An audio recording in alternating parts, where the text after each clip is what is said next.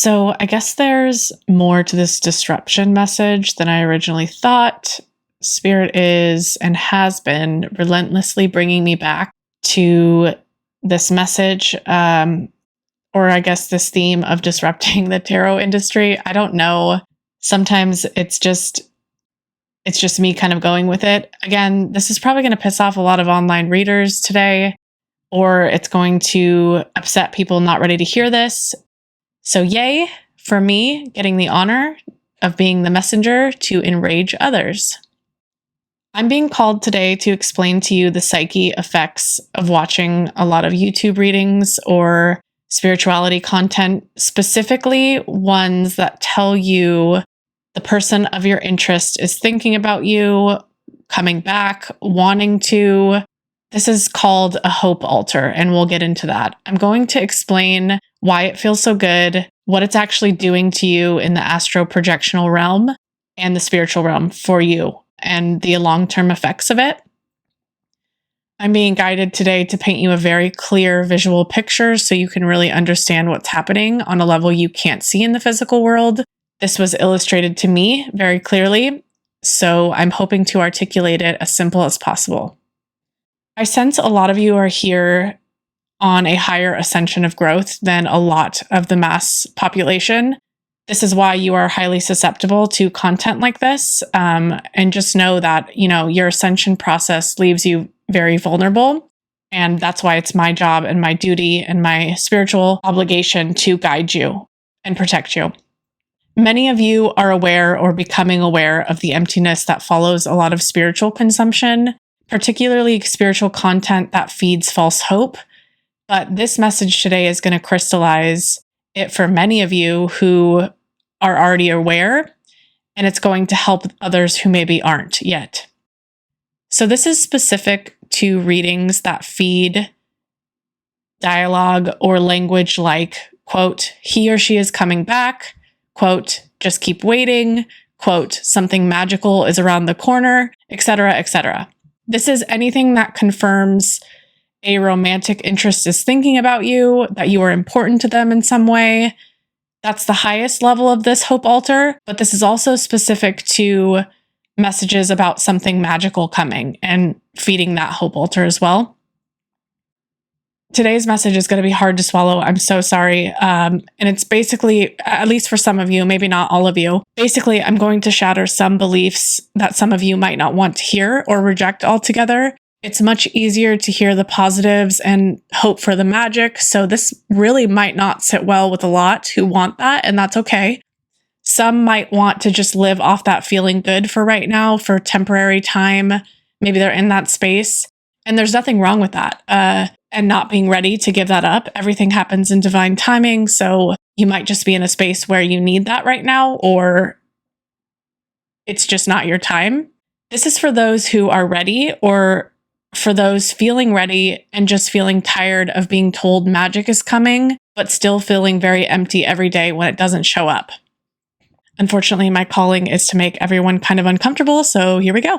I'm going to walk through some spiritual understanding of what you're doing in real time each time you consume either a tarot video, a spiritual content, a guided message that feeds you hope about some external thing you want. I'm saying this as someone who actually cares about the people who watch my content and their well-being, not someone who just wants high views. And that hope content definitely gets high views. Just know that people want to consume that. They want to believe in the hope, and they don't want to hear what I'm saying. So that's the contrast here, especially in the message that Spirit has presented to me. And that's okay.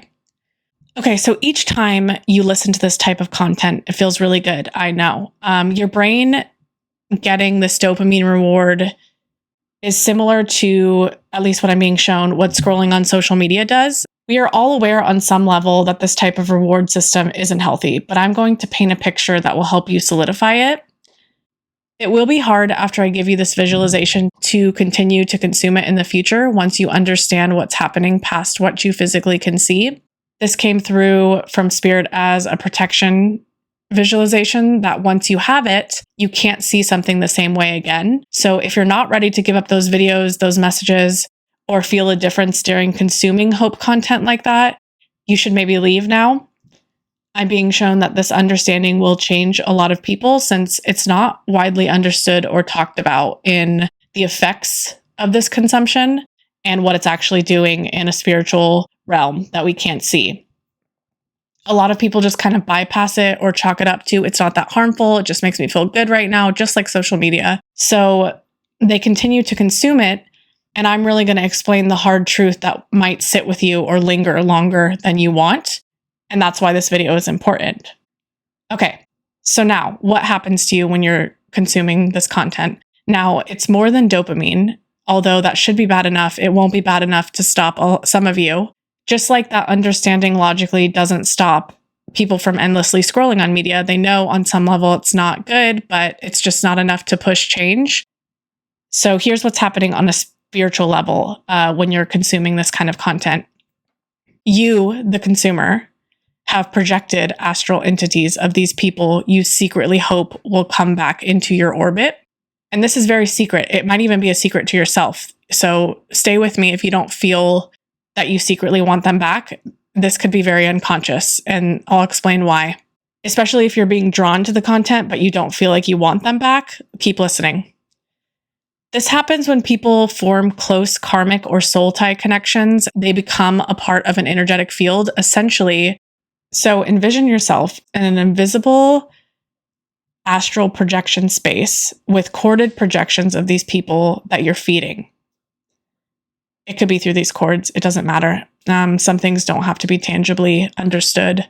So we create these projections that are fed spiritually with communication, contact, sex, even thoughts or feelings can keep feeding these projections of these people. When they aren't physically present with us, this is what keeps us connected to them. This is why you feel them so strongly and feel them strongly years after contact. The mind, especially yours and my readers and listeners, is so powerful that these projections are so strong that they mirror physical reality. That's why you hear a lot about connections or severing ties.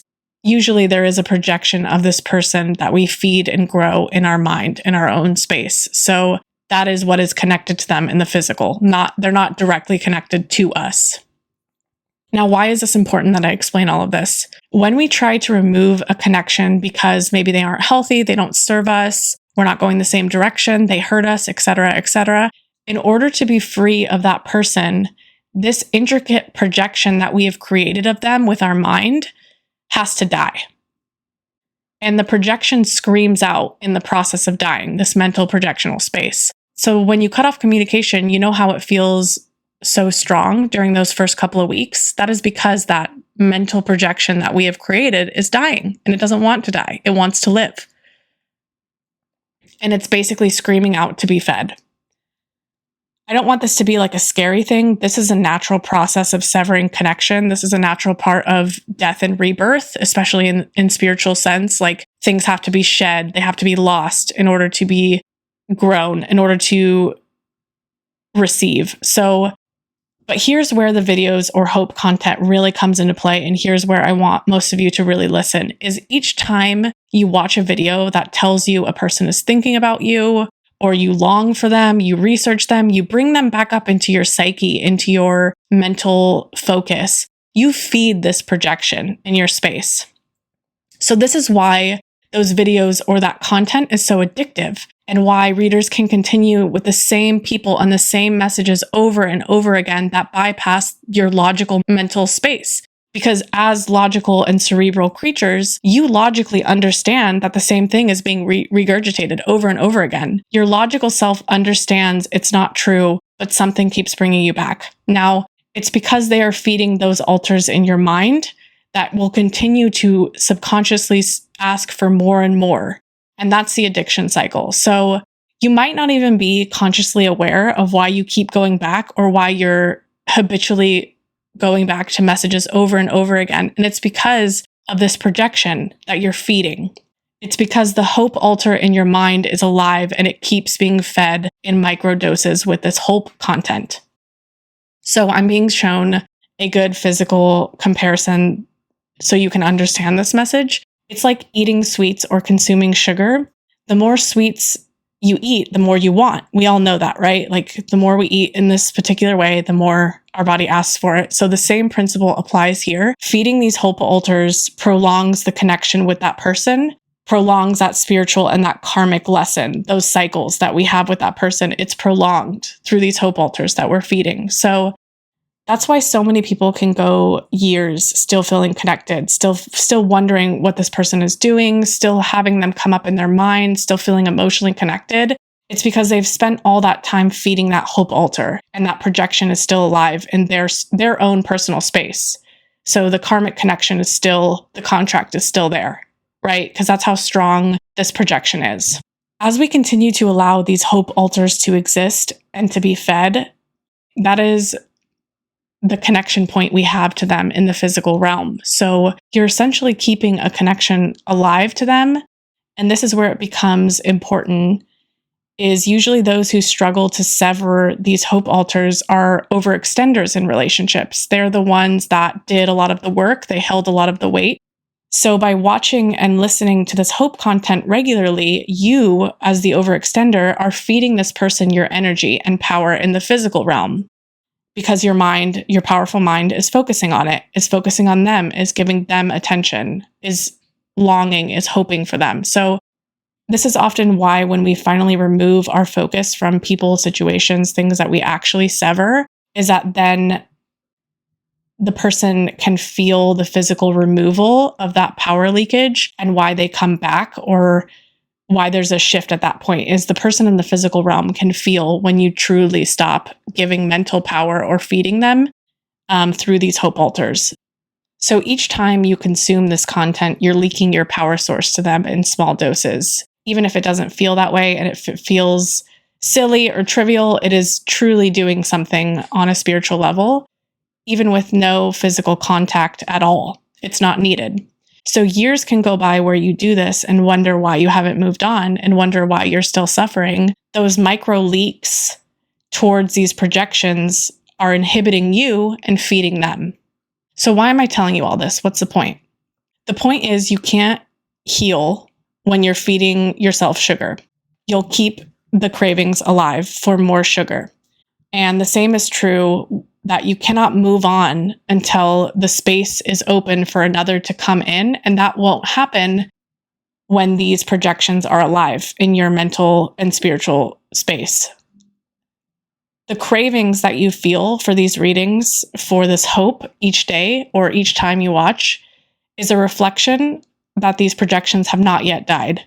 You'll know when they've died when you don't feel compelled to watch this stuff or research them or give them any more mental energy. And that is the unfortunate truth that many don't want to hear, because they want to pretend that this stuff is harmless and not doing anything. But it is. It is very much hurting you.